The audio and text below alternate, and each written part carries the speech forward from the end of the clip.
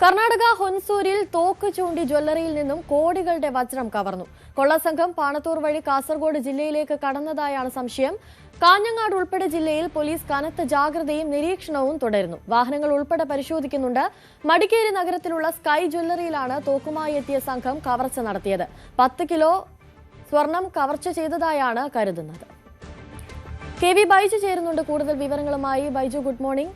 വലിയ തരത്തിലുള്ള ഒരു കവർച്ചയാണ് നടന്നിരിക്കുന്നത്. ഈ പ്രതികളെ പറ്റി എന്തെങ്കിലും തരത്തിലുള്ള വിവരം ലഭിക്കുന്നുണ്ടോ? ഈ പ്രതികളുടെ ചിത്രം അത് ജ്വല്ലറിയിലെ CCTV-യിൽ പതിഞ്ഞിരുന്നു, അങ്ങനെ എന്തെങ്കിലും വിവരം ലഭിച്ചിട്ടുണ്ടോ? Anusree, good morning.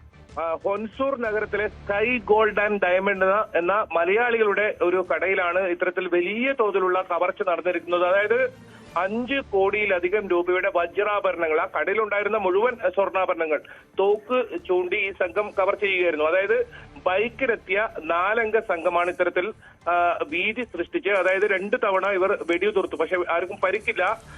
അങ്ങനെ ജീവനക്കാരെ മുഴുവൻ ബന്ദികളാക്കി ഈ സംഘം സ്വർണം കവർ ചെയ്യുകയായിരുന്നു. ഏതായാലും ഇതിന്റെ CCTV ദൃശ്യങ്ങൾ പോലീസിന് ലഭിച്ചിട്ടുണ്ട്. കൃത്യമായി ഈ കടയുടെ അകത്തുള്ള CCTV ദൃശ്യങ്ങളാണ് പോലീസിന് ലഭിച്ചത്. ഈ CCTV ദൃശ്യങ്ങൾ ഇപ്പോൾ പോലീസ് പരിശോധിച്ച് വരുന്നുണ്ട്. ഇതിൽ ഒരാളുടെ മുഖം ഇതിൽ തെളിഞ്ഞിട്ടുണ്ട്.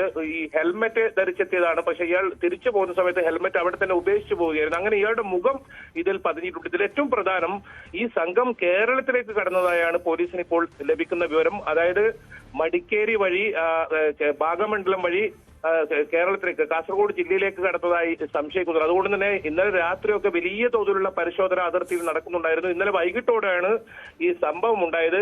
ഈ ഹെൽമെറ്റും അതുപോലെ തന്നെ മാസ്കും ധരിച്ച് ആയിരുന്നു ഈ സംഘം എത്തിയത്. 2 ബൈക്കുകളിലായി എത്തിയ സംഘമാണ് ഇത്തരത്തിൽ സുരക്ഷാ ജീവനക്കാരെയും മറ്റ് സെയിൽസ് സ്റ്റാഫിനെയും തോക്കു ചൂണ്ടി ഈ വജ്രാഭരണങ്ങൾ മുഴുവൻ കവർ ചെയ്തത്. ഈ കടയിലുണ്ടായിരുന്ന മുഴുവൻ വജ്രാഭരണങ്ങളും കവർ ചെയ്തെന്നാണ് പോലീസ് പറയുന്നത്. ഇതിൽ ഒരു പക്ഷേ ഇതിലും കൂടുതൽ തുക ആയിരിക്കാം. ഇപ്പോൾ നിലവിൽ പ്രാഥമികമായി ഒരു പരിശോധനയിൽ 5 കോടിയോളം രൂപയുടെ വജ്രാഭരണങ്ങൾ കവർ ചെയ്തെന്നാണ് പോലീസിന് മനസ്സിലാക്കാൻ സാധിച്ചു. കൃത്യമായ കണക്ക് ഇതുവരെ പുറത്തു വന്നിട്ടില്ല.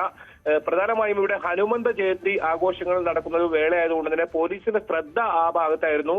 ഇത് ഹുൻസൂർ ബൈപ്പാസിലുള്ള ഒരു ജ്വല്ലറിയാണ്. ഈ ജ്വല്ലറി ഈ സമയത്ത് ഇന്നലെ വൈകിട്ടാണ്, ഈ ഞായറാഴ്ച ആയതുകൊണ്ട് തന്നെ ഈ ഒരു ജ്വല്ലറി മാത്രമേ അവിടെ തുറന്നിട്ടുണ്ടായിരുന്നുള്ളൂ. മറ്റു ജ്വല്ലറിയൊന്നും മറ്റു കടകളൊന്നും പ്രവർത്തിച്ചിരുന്നില്ല. കൃത്യമായ ആസൂത്രിതമായ പദ്ധതി തയ്യാറാക്കി നടന്ന കവർച്ചയെന്നാണ് പോലീസ് പറയുന്നത്. ഈ കൊള്ളസംഘം പാണത്തൂർ വഴി കാസർഗോഡ് ജില്ലയിലേക്ക് കടന്നതായാണ് ഇപ്പോൾ പ്രധാനമായും സംശയിക്കുന്നത്.